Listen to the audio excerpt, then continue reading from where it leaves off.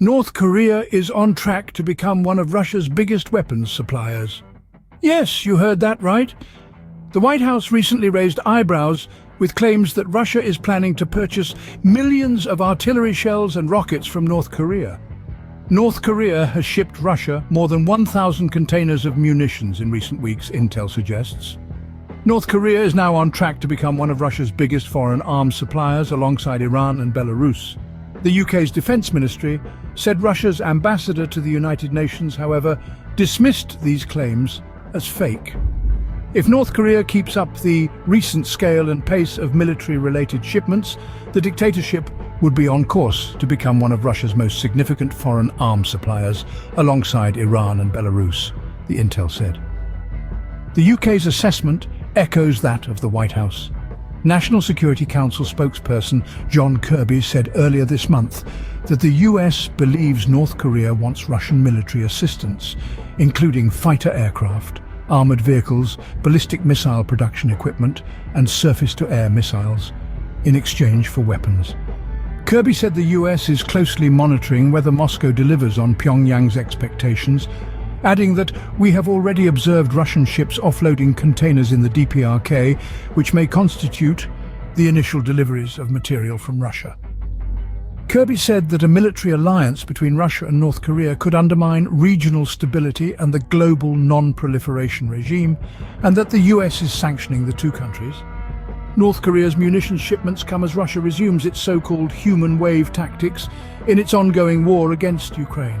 The strategy involves throwing masses of poorly trained soldiers right into the battlefield without proper equipment and without proper training and preparation, Kirby said.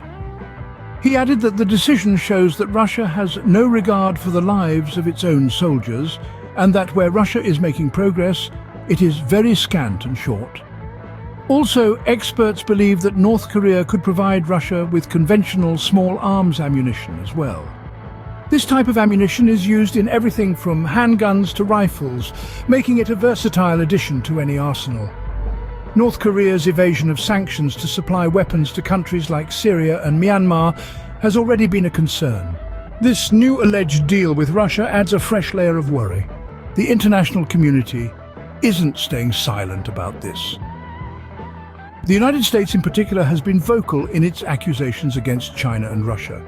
It believes these two nations are shielding North Korea from the brunt of United Nations Security Council sanctions. Sanctions that are aimed at curbing North Korea's nuclear weapons and ballistic missile programs. The allegations from the US came on the heels of North Korea test-firing a ballistic missile that soared over Japan, an act that 9 Security Council members swiftly condemned in a joint statement. However, China and Russia stood in opposition to a public council meeting, arguing that it would not help ease the situation. China and Russia's stance on North Korea's actions goes beyond just opposing a public meeting. They have previously vetoed attempts, led by the US, to impose additional sanctions on North Korea. Their argument? They suggest easing sanctions for humanitarian purposes and to encourage dialogue. However, the US has firmly rejected this proposition. From their perspective, easing sanctions would be tantamount to rewarding North Korea for its bad actions. This disagreement on how to deal with North Korea has created a rift between these global powers. While China and Russia blame joint military exercises by the US and South Korea for provoking North Korea, the US sees it as a reward for North Korea's bad actions. The question remains, how will this international disagreement resolve itself? Will it lead to a more aggressive stance or pave the way for a diplomatic solution? Only time will tell. So what does all this mean for the world at large? Let's unpack this. If North Korea indeed becomes one of Russia's biggest weapons suppliers, it could significantly alter the global balance of power.